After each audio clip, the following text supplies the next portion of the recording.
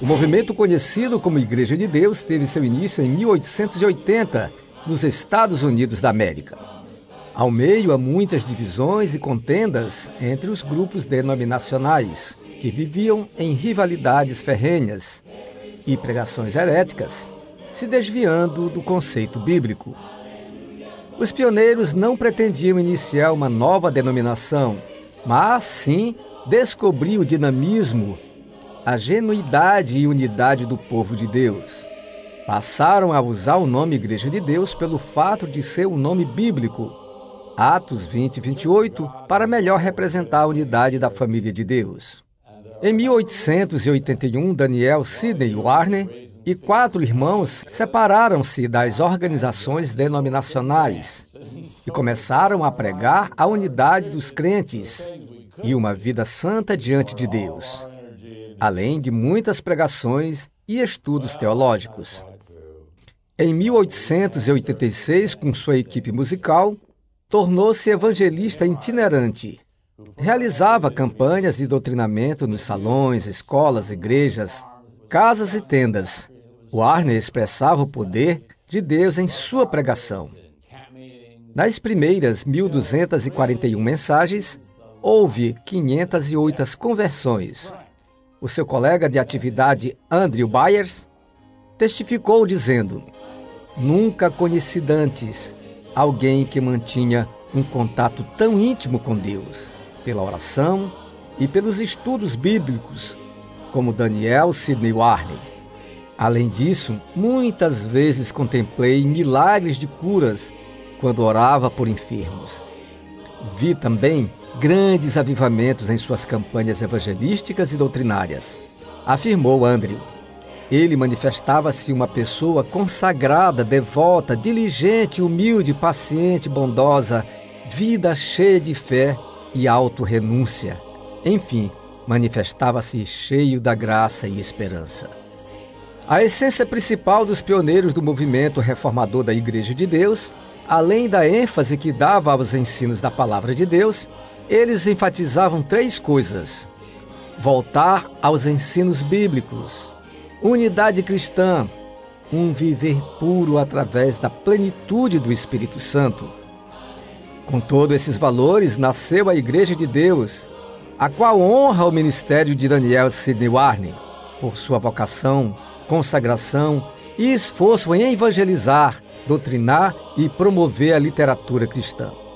Porém, a Igreja de Deus não é considerada a Igreja de Warner, como muitas seitas o fazem, mas se chama Igreja de Deus, porque trata-se de um despertar espiritual que ocorreu em muitos líderes evangélicos da época, no qual ele foi considerado o líder dos líderes. Hoje a Igreja de Deus tem centro de convenções com aproximadamente 30 mil participantes por semana nos Estados Unidos, creches, jardins, escolas, universidades, institutos, seminários, hospitais, estúdios para programação de rádio em diferentes idiomas, centros de recreações, gráficas e muitos centros de literaturas evangélica. A chegada da igreja no Brasil também tem sua história marcante, como conta o pastor Márcio Dreger, filho de um dos pioneiros. O trabalho da Igreja de Deus no Brasil em Rio das Antas iniciou-se com a imigração de 10 famílias vindas da Alemanha, que por causa da guerra e para não serem dominadas pelo poder polonês, saíram de sua região e chegaram ao Brasil no dia 24 de julho de 1923, onde desembarcaram no porto de São Francisco, em Santa Catarina. Dali, deslocaram-se à cidade de Porto União, no mesmo estado, onde ficaram alojados por um mês na casa dos imigrantes. Após seguiram para Rio das Antas, onde alguns descendentes dessas famílias residem até hoje. Foram as seguintes famílias imigrantes: Adam, Wegner, Dreger, Zimmer, Miller, Kletke, Baus, Benck, Pochado e Kopp. Os primeiros cultos foram realizados nos lares da senhora Julia Adam, Eduard Wegner e Wilhelmine Zimmer. Foram estas pessoas grandemente dedicadas à obra do Senhor. Julius Dreger foi o primeiro pastor da época e construiu, com a ajuda dos irmãos na fé, em sua terra, a primeira igreja. Julius Dreger, Eduard Wegener e outros irmãos tiveram conhecimento de Adolf Weizmann em 1927 e também de todo o trabalho da Igreja de Deus que tinha se iniciado em Nova Esperança, pertencente hoje ao município de Dona Ema. Adolf Weizmann foi um dos pioneiros da obra da Igreja de Deus em Nova Esperança, o qual, no ano de 1923, celebrou oficialmente o primeiro culto, que aconteceu na Páscoa deste ano, na cabana do irmão Michel Meglin. Após alguns meses, os cultos foram transferidos para a propriedade de Heinrich Gillung e mais tarde para a residência de Gustav Weizmann. No dia 14 de dezembro de 1924, foi inaugurada a primeira capela da Igreja de Deus em Nova Esperança, e no dia 8 de outubro de 1931, no distrito de Amônia, município de Blumenau, foi registrado o primeiro estatuto da Igreja de Deus no Brasil, passando a ser reconhecida oficialmente como igreja. Em 20 de fevereiro de 1929, Adolf Weizmann veio a Rio das Antas a convite dos irmãos Wegener e, junto com os pioneiros de Rio das Antas, realizaram cultos que aconteciam na residência do irmão Friedrich Zimmer. Em 24 de julho de 1929, Julius Dreger e Adolf Weizmann viajaram para Guarani, Rio Grande do Sul, especificamente na linha 13 de Maio. Ali já havia muitos irmãos convertidos, porém havia uma falta de orientação e instrução. Nesta viagem, fizeram contato com o irmão Marcos, visitaram também a família Zilke, que havia conhecido a Igreja de Deus na Polônia, e o trabalho no Rio Grande do Sul seguiu sob a orientação então do irmão Schindler. Na viagem a São Paulo, conheceram a família Bossert. O irmão Reinhold Bossert tinha conhecido a Igreja de Deus na Bessarabia, Romênia. Numa das viagens a São Paulo, Julius Dreger e Adolf Weizmann visitaram também as localidades de Colônia Letônia e Colônia Venceslau. Dessas duas colônias expandiu-se o trabalho para Santo Anastácio e Costa Machado. Lá conheceram Immanuel Scharf, o qual dedicou-se a Cristo e serviu ao Senhor até o fim de sua vida como pastor da Igreja de Deus no Brasil, na cidade de Presidente Venceslau. Em 1936, chegou ao Brasil a família Weisberger, fixando residência inicialmente em Nova Esperança, onde colaboraram com o trabalho pastoral por 4 anos.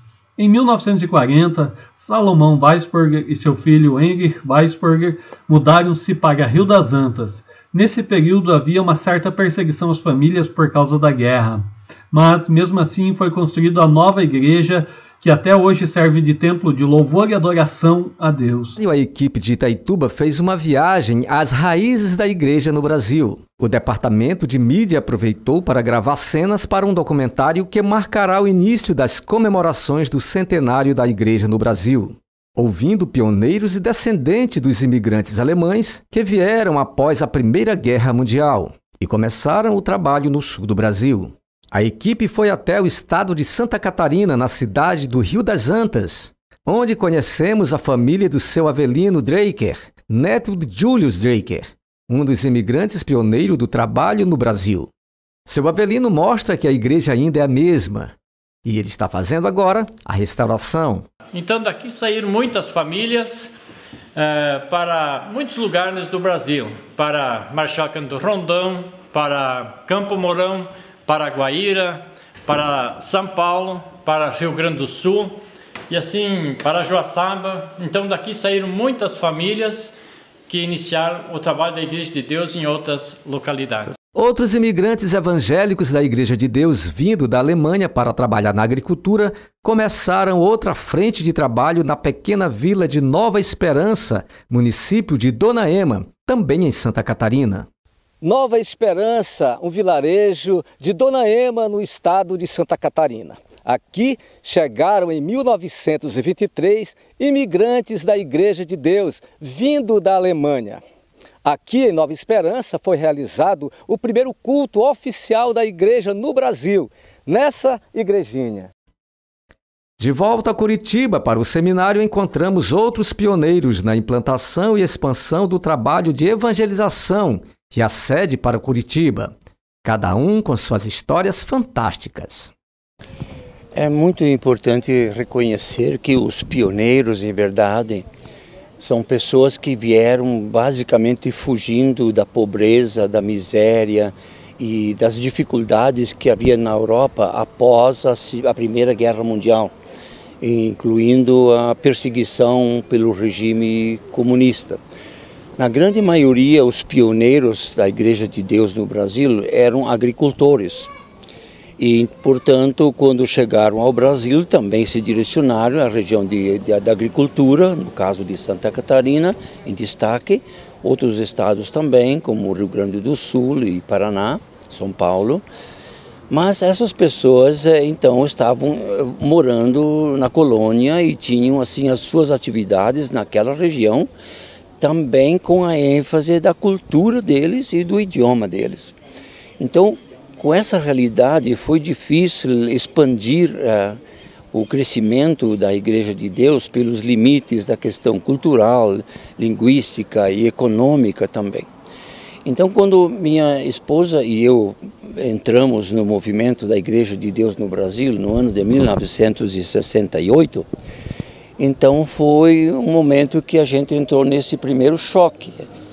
A maioria dos cultos nas diferentes regiões, predominantemente na área rural, era língua alemã. Era em língua alemã. Então nós iniciamos com a seguinte proposta: que tais horários termos cultos em língua alemã e posteriormente também em português. E depois de trabalharmos algum tempo desta forma, várias igrejas então tinham cultos em língua alemã e tinham também em língua portuguesa. Porém, a grande dificuldade que a Igreja de Deus estava enfrentando era o treinamento, melhor dito, o preparo de líderes. Foi quando então foi decidido que no ano de 1972 nós iniciássemos com um seminário, um local para preparar brasileiros para a evangelização e o trabalho no Brasil e, obviamente, em língua alemã. E depois que... Aí surgiu o ITBT. Daí surgiu o Instituto Teológico Boa Terra e, obviamente, com a presença dos novos membros, dos novos trabalhadores, a Igreja de Deus teve uma expansão, um crescimento fantástico. Pastor, nós estamos fazendo uma viagem na história da Igreja de Deus no Brasil, como chegou, como os imigrantes chegaram aqui. E na nossa conversa há pouco, em off, o senhor falou que é o último dos moicanos. Fala um pouquinho para nós dessa... A senhora é neto de uma pioneira. Fala um pouquinho dessa história, da chegada desses migrantes aqui na região de Santa Catarina, Paraná e Rio Grande do Sul. Então, eu vou falar um pouco dos meus avós, da parte materna, né? A mãe da minha mãe, ela veio da Alemanha em 1923 e a Igreja de Deus em Rio das Antas começou na casa dela, né? O pastor, depois que comandou a Igreja de Rio das Antas, veio acho que um ano, 2 depois dela, né? Pastor Drega. Mas a minha avó, ela era uma pessoa muito dedicada e praticamente ela ganhou a amizade de toda a comunidade e a vida dela foi uma vida muito dedicada a Deus. Desde os 6 anos de idade, na Alemanha, a família passava por muita necessidade e então ela trocava um tanto da comida dela com o irmão para ensinar ela a ler. A ler a Bíblia. A ler a Bíblia. E aos 8 anos ela já tinha lido a Bíblia de capa a capa. E ela lia diariamente para o pai dela que estava de cama com câncer. E quando ela tinha 14 anos, havia uma campanha evangelística no bairro onde ela morava, Vila, e então era uma campanha evangelística debaixo de uma tenda. E Quando o pastor fez o apelo, a igreja se chamava a Igreja dos Irmãos. E quando o pastor fez o apelo, ela foi à frente e todas aquelas pessoas que conheciam a Juliane diziam, mas se ela tem que se converter, o que nós temos que fazer? E foi um avivamento.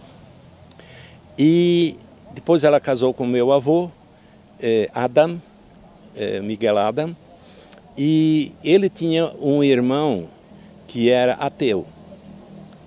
E um dia, esse cunhado dela, irmão do meu avô, foi visitá-los, e quando ele entrou no pátio, era assim, uma fazendinha, né, do meu avô, e ele entrou no pátio, pulou da carroça, né, naquele tempo não tinha carro, pulou da carroça, abraçou o irmão dele, abraçou a sua cunhada e começou a pedir perdão por muita besteira que ele tinha falado no passado. Ele diz, eu hoje sou um filho de Deus.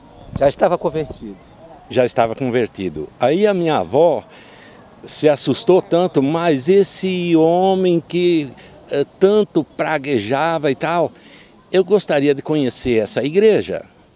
Que igreja você vai? Diz, na Igreja de Deus. A Igreja de Deus era recém... Isso em Rio das Antas? Não, na Alemanha. Na Alemanha, sim. Na Alemanha. Ah, não tinha chegado no Brasil ainda. Isso. Ela era uma senhora jovem ainda, né? E ela queria conhecer a Igreja de Deus. Isso era bem no início do século passado, né? 1900 e ela então conheceu um dos fundadores da Igreja de Deus, pioneiro nos Estados Unidos, que vinha fazendo campanhas evangelísticas da Igreja de Deus na Europa, tanto na Rússia quanto Polônia e Alemanha. Ele também falava alemão, foi um dos autores de muitos hinos da Igreja de Deus. O nome dele era, não lembro agora, Ebel. E ela conheceu, e a partir desse dia ela passou a ser membro da Igreja de Deus. E quando então vieram para o Brasil, depois da Primeira Guerra Mundial, 1923, ela já trouxe a igreja junto, né? No caso, a família dela. Né? Aí sim, lá no Rio das Antas. No Rio das Antas. A minha mãe, na época, tinha 14 anos. E já era convertida também, né? Por causa do testemunho da mãe dela e assim, né? E a família era mais ou menos grande. O meu pai veio na mesma época, mas ele era luterano e era casado com a outra moça. E o meu pai foi participante da Primeira Guerra Mundial, foi... Qual era o nome do seu pai? Edmundo. E da sua avó? Você não falou o nome da avó? Juliane. Eu creio que isso fortalece as raízes, estabelece uma identidade forte e dá aquela segurança de estar em uma igreja que sabe de onde veio, de como veio, sabe onde está e sabe para onde quer ir. Eu creio que nesses tempos de tantas até confusões teológicas, inseguranças nesse meio evangélico, essas igrejas que têm essa segurança histórica, né? Eu creio que a história traz uma segurança. Um livro contando toda a historiografia da igreja foi lançado. Nós possamos juntos continuar escrevendo uma bela história para a honra e glória do Senhor Jesus. Você fala sobre as raízes do nosso tempo, elas têm mudado. Então, às vezes você fala assim, não, o jovem ele vai se desviar, ele vai para a faculdade, mas ele casa, ele tem filhos, ele vai voltar às raízes. Mas as raízes têm mudado. Então nós temos que solidificar mais as raízes da nossa igreja. Então o maior objetivo é que as pessoas conheçam a história da Igreja de Deus. Mas muito mais do que apenas ter um livro, é que ela chegue para as pessoas que têm interesse em conhecer a história da Igreja de Deus. Então a Igreja de Deus não tinha nada assim atraente para mostrar para as pessoas. Então um livro com certeza já é um outro passo além de uma apostila. Então a ideia de reunir essas pessoas, eles já escreveram esse livro há bastante tempo, mas não era um livro. Nós o tornamos um livro com o interesse de que ele chegasse às pessoas realmente nessa forma, atraente, bonito, para que as pessoas possam realmente ler e conhecer mais a nossa história. Já na região norte do Brasil, Itaituba foi contemplada em junho de 1974, quando a missão americana enviou o casal de pastores Bill e Betty Motting para iniciar os trabalhos. O lugar escolhido foi a Avenida São José, em frente ao Porto da Balsa. Nesse local foi construído o primeiro templo da Igreja de Deus. O casal pastoral Greiner, que estava recém-casado e também recém-formado, foi enviado em fevereiro de 1975 pelo seminário ITBT, em concordância com a diretoria nacional da igreja, para conduzir as obras em Itaituba. Quem nos trouxe foi o pastor Edgar. Nós viemos de carro, de jipe, né? Pela Belém Brasília e Transamazônica, que chegamos aqui. O pastor Edgar nos deixou aqui junto com o missionário. Então dali nós iniciamos o trabalho. Oreste e Marlene Greiner, nos primeiros meses, desempenharam o ministério como auxiliares, mas logo assumiram a titularidade em decorrência do casal americano Motting ter sido deslocado para outra frente de trabalho, dessa vez em Santarém. Em 1979, o pastor Edgar Henke, que trouxe o casal Greiner, retornou a Itaituba com a família. Em consequência, os Greiner retornaram ao sul do país para assumir outra igreja. O trabalho social da mão cooperadora, que havia começado com os Greiner, foi ampliado nos anos seguintes sob a responsabilidade da família Henke. De tantos anos a gente ter feito esse trabalho com muito amor, muita dedicação, e o grupo está disposto a enfrentar, a lutar para o bem-estar da comunidade. Foram muitos os desafios. Homens e mulheres pagaram o preço na obra do Senhor, levando as boas novas, desbravando uma nova região, uma nova cultura e um novo povo. Uma Amazônia até então desconhecida foi conhecendo o agir de Deus através de seus servos consagrados para a missão. Na linha sucessória pastoral, outros nomes marcantes entraram para a construção da historicidade da Igreja de Deus na Amazônia, como a família Pociadlo, Adolfo e Ondina, o casal Cimei e Alanir Araújo e mais o pastor Eliseu e sua esposa Renate Aguilar são partes dessa história. Em 2000, o casal Greiner assumiu os trabalhos pela terceira vez na igreja de Itaituba, acumulando a titularidade pastoral e a direção do seminário ITBT Amazônia. O crescimento da igreja foi notável e expressivo. Além de um alcance extraordinário das ações de assistência social e educacional desenvolvidas juntamente com a prática da fé cristã, que foi se expandindo na cidade de Itaituba e ao longo da BR-230. Pessoas foram alcançadas, templos foram construídos e histórias foram vivenciadas.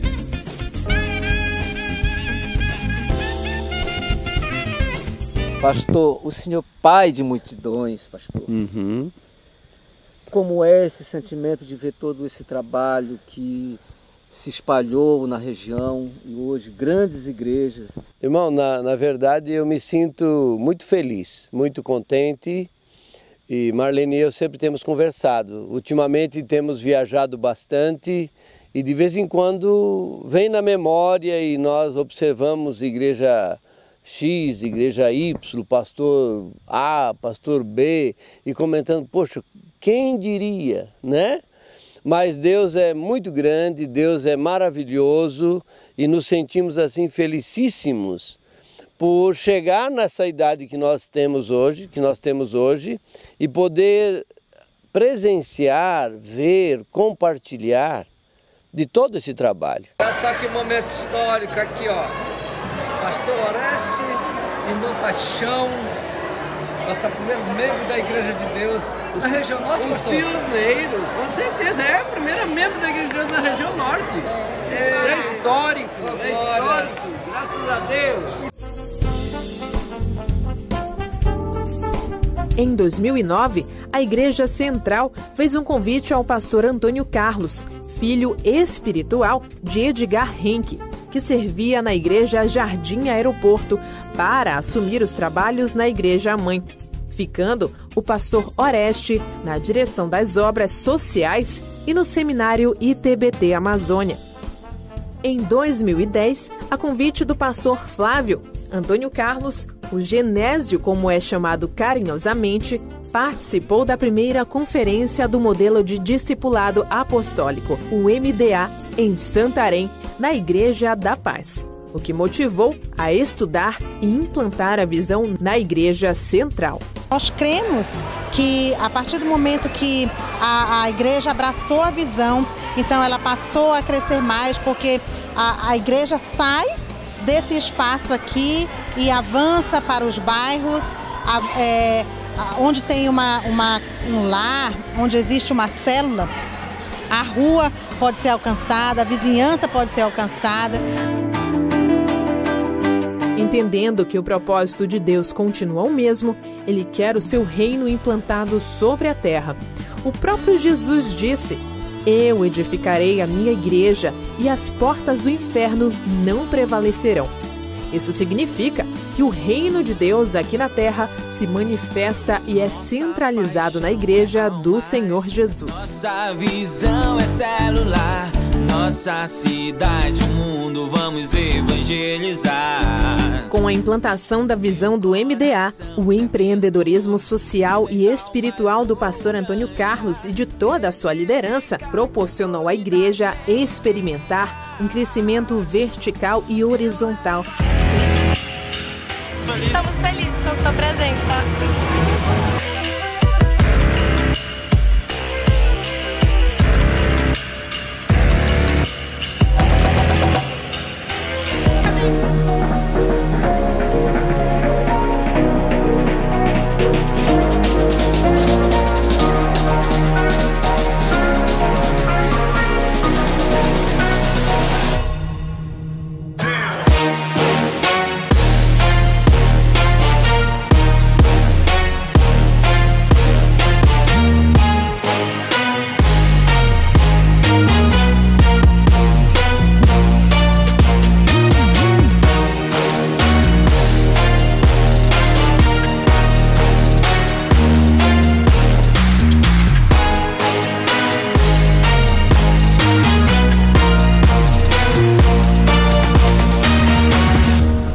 Foi então que veio o grande desafio de construir um templo maior que acomodasse melhor as pessoas. Em 2017, em concordância com a diretoria e toda a membresia, houve o lançamento do projeto do novo templo, quando começou a edificação em 2018.